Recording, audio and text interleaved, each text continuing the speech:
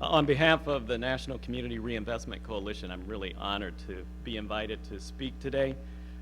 It's always rewarding to participate in an event that's sponsored by Howard University's Center on Race and Wealth. I'd like to recognize Kalolo, who just gave some opening remarks reminding us why we're all here. Kalolo, every time I talk about the racial wealth gap, I have to mention Kalolo, who established the Experts of Color Network many, many years ago. And it is an initiative that will live long beyond Kalolo being a grant officer anywhere. It has created just the most dynamic network of people who are literally talking to one another every single day. Now, the other thing I'd like to point out to Kalolo is that she mentioned a lot of organizations she's funded, but not NCRC, so I have to talk to her about that. Because I'm always saying good things about her. Like, where's the money? I'm done talking about you for free. Now let me just jump right into my remarks. It's an honor to have an opportunity to offer keynote remarks to a room full of scholars such as yourself, people who spend all day, some of you 24 hours a day doing some of the most extraordinary research in the country. And I have to say that what's interesting and fun for me is that I'm speaking to the people whose work I am actually most frequently citing. In fact, I cite your work so much, some of you are probably sitting there saying, well, why is Jim giving the keynote when he's citing all of our work? Well, let me tell you why. It's very straightforward. See, I tend to put the numbers and the data together in ways in which many of you wouldn't. I'm very creative that way. I'm exceptionally creative.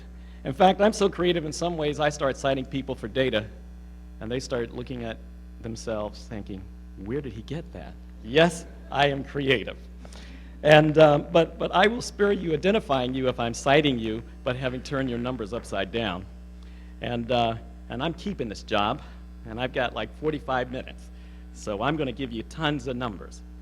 And, but what I want to say on a serious basis is that the current economic crisis that we are still experiencing, in my view, is anything less than a sustainable recovery.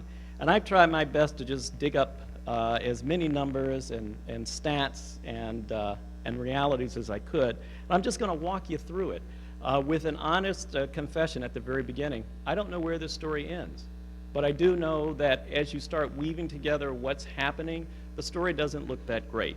And so I will end with what I think are sort of some conclusions and some thoughts for moving forward. Now, the current economic crisis has shown how current measures of economic performance increasingly mask the reality of life for millions of Americans, and not just people of color.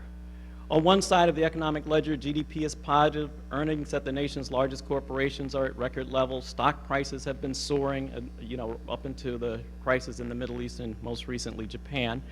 And earnings at the largest corporations are at record levels. Fortune 500 firms are sitting on nearly $2 trillion of cash and other liquid assets. On the other side of the ledger, official unemployment remains near 9%, with real unemployment just under 16%. The number of people living in poverty, as well as that share experiencing severe poverty, continues to grow. Small firms are struggling to keep their doors open, job creation is anemic, and millions of families continue to lose their homes to foreclosure. These disparate statistics reflect the growing disparity in the economic well-being for the nation's wealthiest families and corporations, juxtaposed to the increasingly desperate situation for working class and lower income Americans and people of color. Now, the reason for these disparate incomes are not the result of Adam Smith's invisible hand theory of a free market enterprise system, not the result of superior work and dedication of one set of market actors over the others, and not the outcome of an organically functioning economy that is rewarding impressive innovation in new product design or exceptional creativity in the delivery of services. Rather, the extreme differences in outcomes between the nation's wealthiest corporations and households compared to working households is largely a result of public policies that have prioritized bailing out the rich while allowing the rest of American society to fend for itself. Nowhere has this public policy focus been more explicit than on the foreclosure crisis. Beginning in the spring of 2008 and continuing today, a range of subsidies measured in the trillions of dollars have been advanced to rescue financial firms. At the same time, homeowners at risk of losing their homes to foreclosure have been treated to a half-hearted and failed government foreclosure prevention program that has had no appreciable impact on foreclosure prevention. And while the exceptional interventions to rescue the largest banks have helped us to avoid the Great Depression, the form of subsidies, that is, support directly to financial firms, has been inefficient and, as I view, is weighing heavily on the economy. One of the most direct indicators that the bailout has been inefficient is that it continues today. The Federal Reserve's near 0% interest rate loans represents a massive subsidy, for example, that allows large banks to leverage no-cost funding to purchase risk-free treasury bonds, as well as other proprietary trading. Accommodative monetary policy by the Federal Reserve has contributed to large banks having amassed about $1.2 trillion of excess reserves on their balance sheets. This unprecedented amount is expected to continue to grow to as much as $1.6 trillion by the end of June of this year. Yet, even with these staggering amounts of cash, banks still are not lending. Instead, those dollars are being channeled into bank dividends, bond redemptions, and bonuses. Nor have the benefits accrued to the largest players trickled down to smaller banks. As of last month, there were fully 884 banks, or nearly 12% of the nation's banks, on the FDIC list of problem institutions. Most were small community banks.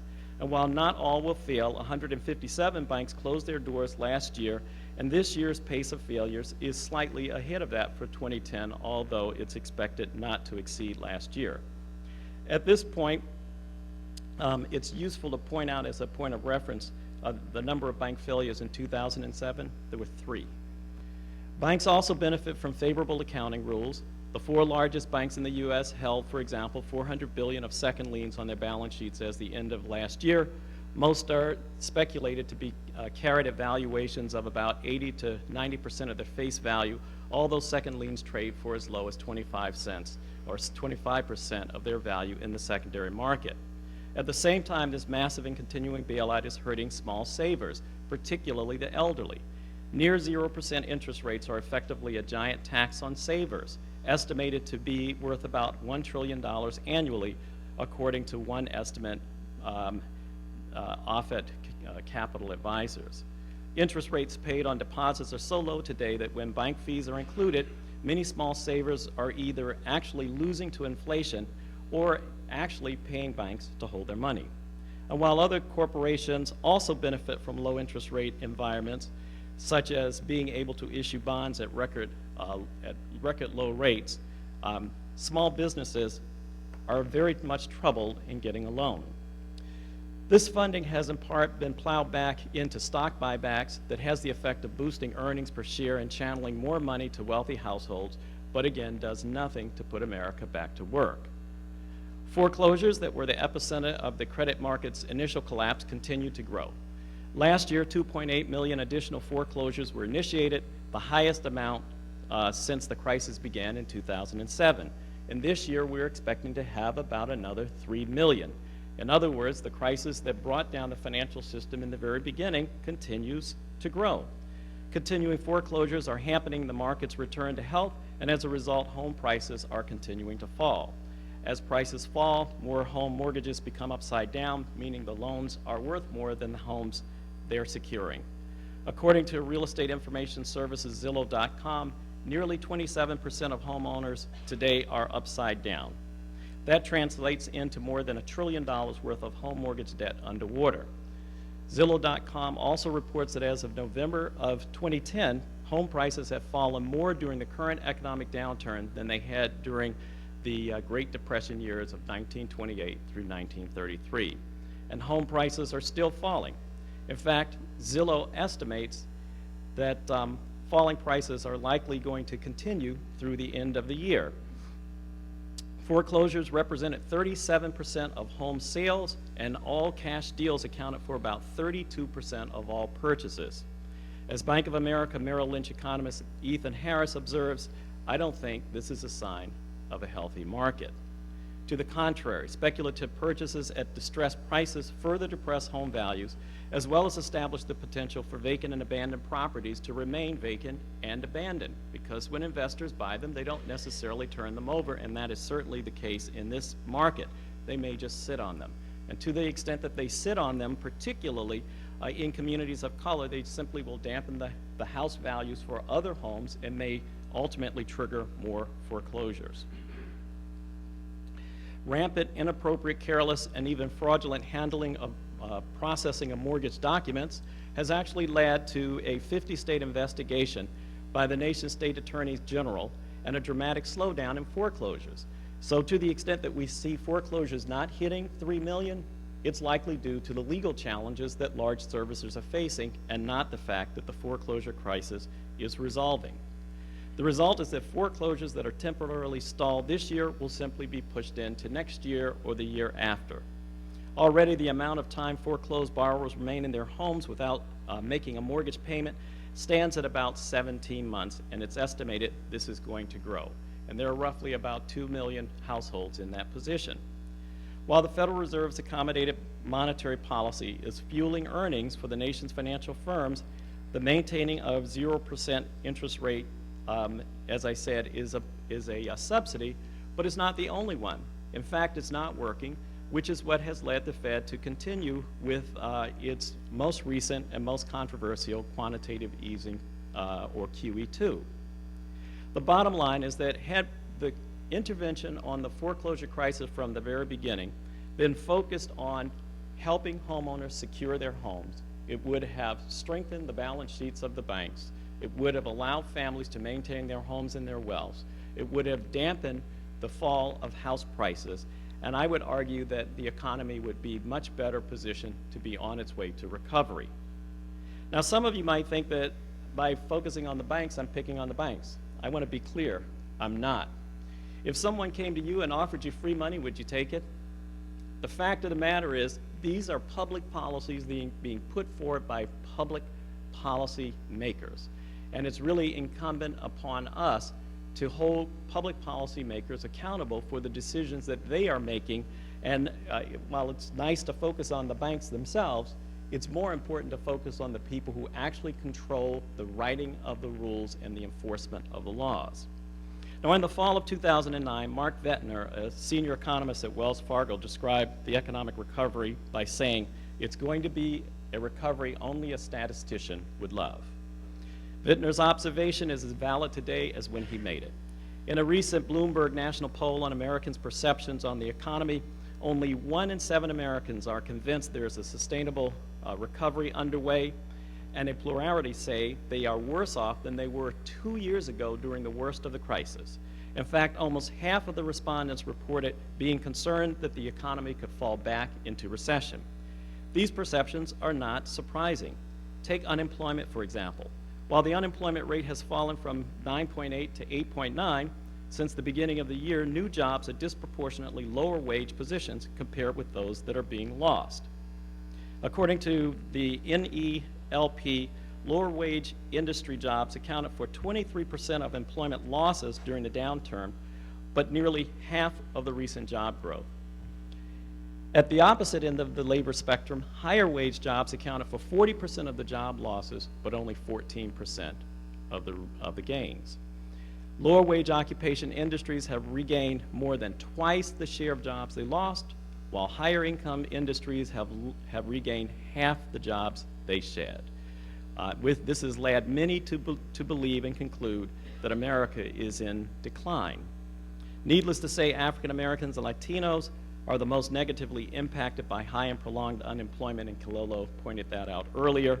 While unemployment for non-Hispanic whites is an uncomfortable 8.7%, it lags greatly that of African Americans and Latinos, which are 15.8% and 12.9% respectively. America has been losing jobs overseas for the past 20 years, and that trend continues today. Even in the current economy, as millions of Americans desperately search for employment, the Economic Policy Institute estimates that America's Fortune 500 companies created 1.4 million jobs overseas compared to 1 million here at home. But there's an additional wrinkle to this story. Not only are U.S. firms less reliant on American public to produce their products, they are increasingly less reliant on them to actually consume them. A recent Standard & Poor's analysis indicated that roughly 47% of the revenue from the largest 500 publicly traded companies comes from outside of the United States. And what about those higher skills that are increasingly leaving or being created, higher skills jobs that are increasingly being created or leaving the U.S.? The Economic Policy Institute reasons that in part this is because the U.S. is increasingly lagging in most global rankings for higher education while other countries are rising. And what is the response in America? Local governments all across the country are cutting back, laying off, or firing school teachers as a response to budgetary concerns. The net result of these trends is a dramatic fueling of economic inequality. Since 1988, median income wages have remained flat, while those for the richest 1% have grown by 33%. In fact, between 1976 and 2007, the share of income going to the top 1% of wealthy households climbed from 8.9% to 24% in 2007, almost a threefold increase. Today, the top 1% of wealthy households controls more wealth than the bottom 90, the top 1, bottom 90. And the stock market's stellar rise of more than 80% from its 2008 lows, combined with healthy corporate earnings and bonuses, have ensured that wealthy households have pretty much recovered from the downturn. Yet for working Americans, an anemic jobs market combined with continuing foreclosures means gaps between rich and poor will continue to grow. At the extreme end of the low wealth and income spectrum, poverty is growing at an alarming rate. In the first 2 years following the Great Recession, 2 million children were estimated to have fallen into poverty. This is reported to have been the fastest fall from the middle class since the federal government began counting these statistics over half a century ago. And according to Brookings Institution researcher Isabel Sahel, poverty is going to get worse and continue high throughout the rest of the decade. One of the most puzzling aspects of the current discussion on the U.S. economy is the idea that many economists have that somehow the U.S. economy is going to recover without a healthy housing market. This is beyond mystifying. Housing is one of the most important contributors to the U.S. economy, and prior to the current economic crisis, housing construction and consumer spending related to home ownership were major drivers of the health of the U.S. market. In fact, many attribute the housing sector as the main driver out of the 2001 recession. While the housing sector was outsized during that time as a result of ballooning of the housing market, the facts are the facts. It drove the economy. Moreover, inasmuch as housing is one of the most single significant investments of the typical American household, declining home values has a twofold effect on consumers. One, it actually lowers their real assets because it's taken away their largest source of savings. And second, it creates great financial insecurity. Housing equity is also important for business formation. A study by the Cleveland Federal Reserve found that home equity was the source of financing for nearly a quarter of small business owners in 2007. And although startups constitute only 3% of total employment, they constitute 20% of new jobs. As Bank of America Merrill Lynch economist Michelle Meyer states, there has been a feedback loop where low home prices lead to tight credit, hurting jobs, and prolonging the economic recession or recovery. She said recession. I should check that out. I thought I was the only one still saying that. Rather than genuine, productive, engaging, and long-term debates right now happening in Washington, D.C. on how to stimulate the economy and put us on a footing for long-term prosperity, the main narrative and the central conversation in Washington, D.C. is what? Deficit reduction. Right. There you go. Somehow we are going to cut, slash, burn, and reduce our way to economic prosperity. It's not going to happen. This is not to say the federal government can't be reduced, because it can. And reducing it would help economic growth. But we'd have to do it in a way in which we're not cutting back on spending. So, for example, we could start by repealing the recent tax cuts for income above $250,000 a year and reinstating a reasonable estate tax. We also should get control of entitlements, including Medicare and Social Security. But that's not the conversation that's happening in Washington, D.C. It's around domestic discretionary spending, for which there isn't enough of it to have any meaningful impact.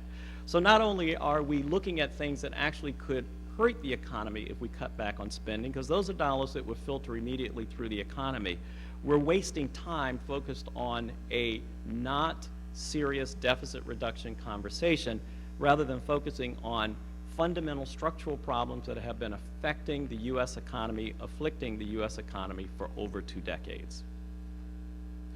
Now finally, in considering the context of deficit reduction, it's worth noting that America has more than a budget deficit problem. Our nation is experiencing an employment deficit, a competitive deficit, and a shared prosperity deficit. And fortunately, the best way for us to resolve all 3 of them is to address all 3 of them together by putting together a plan of action that addresses fundamental weaknesses in the U.S. economy. So I would recommend 3 things to fix our flat tire. 1 is mitigate the foreclosure crisis, 2 is rebuild the home mortgage markets, and 3 is invest in America. And I'll spend most of my time on rebuild the home mortgage market, and specifically because the house, the family home, is the most significant single asset of the typical American household, but it is many times more significant for communities of color because people of color tend to have fewer other assets. They have fewer 401k plans and guaranteed pension plans and IRAs and other things. But first, let me start with the foreclosure crisis. At the end of last year, a full $1 billion, I want to repeat that, $1 billion that had been allocated to the TARP program. $46 billion was allocated out of TARP into something called the Home Affordable Modification Program to help consumers who were facing foreclosure. $46 billion. And so far, $1 billion has been spent 2 years later.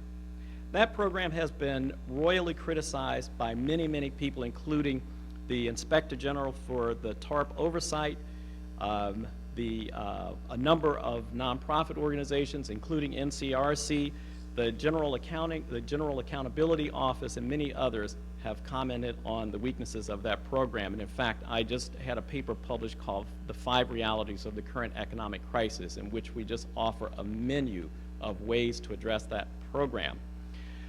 The problems with the program are not a secret, they're not a mystery. The fact of the matter is that the program has many fundamental weaknesses, many too many for me to go into detail here, but there are 2 things that could be done immediately to fix the program. First, after 2 years, it's clear voluntary participation in the program doesn't work, and the program participation needs to be mandatory. All servicers need to be required to help consumers who are facing foreclosure, where in fact it would be advantageous to the investor and the borrower to fix the loan rather than driving that consumer into bankruptcy and creating more toxic assets while leaving households in distress and communities in despair. The second thing is there need to be penalties put into place for the program. So far, right now, it has no penalties. So if you fail to follow the rules, there is no cost to you. And you can pick up a newspaper any day of the week and find stories about consumers who are entering this program and feeling that they're being modified. They enter a loan modification program, they stay there for 3 months. At the end of the 3 months, without any other notice, they're told they don't qualify, they're kicked out of the program. They're then told to pay all payments that hadn't been made over the 3 months period. They may be assessed fines on top of it. They're told those fees are due immediately. And then a few days later, someone's at the front door knocking, telling them that, oh, well, you've been foreclosed upon. This behavior's got to end. But having said that, the program still hasn't done those things, and they have been pointed out for over 2 years. So I would say that given both institutional intransigence by government and financial firms, one of the things we might want to do is consider using those TARP dollars rather than letting them be taken back for deficit reduction. Allocate those dollars to programs that actually work at a local level for foreclosure mitigation. Because right now, the dominant conversation on Capitol Hill is terminate the program and take the dollars back. Now, the second thing that I would like to recommend is modify the bankruptcy code. That's something that could have done and should have been done at the beginning of this crisis. It would have cost the taxpayers absolutely zero, nothing. The family home is the only major asset that can't be restructured in bankruptcy court, but if you have a luxury yacht, a second home, or a vacation property, you can go and have that modified. It serves no public policy purpose. It is outrageous that we have not amended the country's bankruptcy laws. They need to be modified. Second is we need to put some legs back under the housing market. Unfortunately, most of the proposals to fix the home mortgage system appear to be driven as much by political ideology and inaccurate nostalgia about the role of the private sector. And every single day you can pick up a newspaper that says we need to get housing back to the private sector. The two periods of the greatest involvement of the private sector in the housing market was about the 5 years leading up to the collapse in 2007. That's where private label securitization took over, and much of it was subprime lending and Alt-A pay option arms and the rest of that unfair and deceptive product. And then the other great period of private leadership in the housing market was the years leading right up to the Great Depression. I'm not sure what part of that people are looking at when we want to return to the years of the private market. The fact of the matter is that for almost 70 years, the U.S. housing market was led by public institutions, and it helped to create a home ownership environment in the U.S. that was second to none in terms of one of the highest home ownership rates, the greatest set of attributes for homes, the amenities in those homes, the value of those homes, the ability to leverage those homes for vacations, for children's education, to start a business. About 70 years. During that 70 years, a collection of federal agencies made sure that there was something called a 30-year fixed rate mortgage, which is still unique around for many countries. 30-year fixed rate mortgage. It ensured low down payments were possible. It ensured liquidity in any community 24/7 around the country. So our story about the government's role in home mortgages is exceptional. The problem is not the fact that the federal government was involved in the mortgage market. It was, in fact, quite the opposite. It was when the federal government stepped away from regulating financial institutions that allowed all of those institutions, including the quasi-federal government GSEs, not to be appropriately regulated, that the system fell apart. As a result, or a solution, many people are now saying, well, we need to get rid of those institutions completely, and we need to go to a private funding scenario. Any proposals for a fully private funded housing finance system, if you read the fine print, you will see that most middle and moderate income or moderate to low income households will never own a home. And so much of the dominant conversations are things like there should be rigid 10% or 20% down payments. This is really important for this room.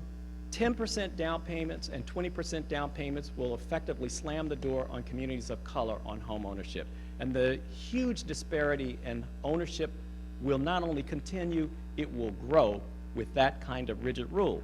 And what makes no sense about that rule is that there is no logic to having fixed rules like 10% as a magic number. While it's true that amount of a down payment is related to foreclosure, not foreclosure, but default of a loan, so is mortgage debt to income, total debt to income, credit history. There are a whole host of things. Type of product. The type of product was what really drove the foreclosure crisis over the last several years. In fact, according to research by the Center for Responsible Lending, when you take down payment alone, it has no significant effect on default at all. Examining loans originated between 2002 and 2008, they looked at what would happen if you increase the down payment from 10% to 20%. And they found that loan performance varied by as little as 0.1% to 0.5%. And the 0.5% was in 2007, arguably the most poorly underwritten year of loans in American history. Requiring 10 to 20% down payments would institutionalize home ownership disparities.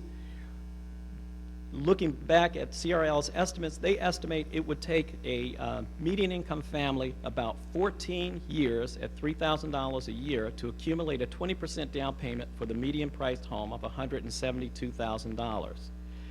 That's for a, or 9 years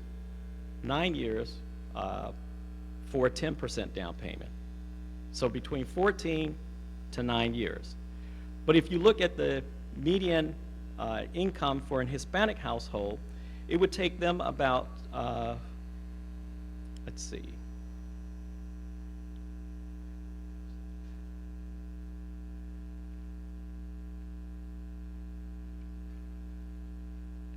Oh, these savings rates would represent, that's what I wanted to get at. These savings rates would represent a 7.5% rate for non-Hispanic white households, 7.5% savings rate, or a 9.5% or 9.9% savings rate for Latinos, or 11.5% savings rate for African Americans.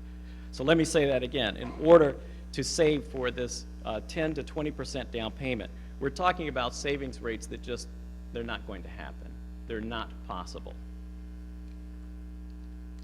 Homeownership is a real generator of wealth for families, particularly for low-income households. According to the Joint Center for Housing Studies at Harvard University, for households with incomes between $20,000 and $50,000, homeowners have fully 19 times the savings, 19, than their renter counterparts.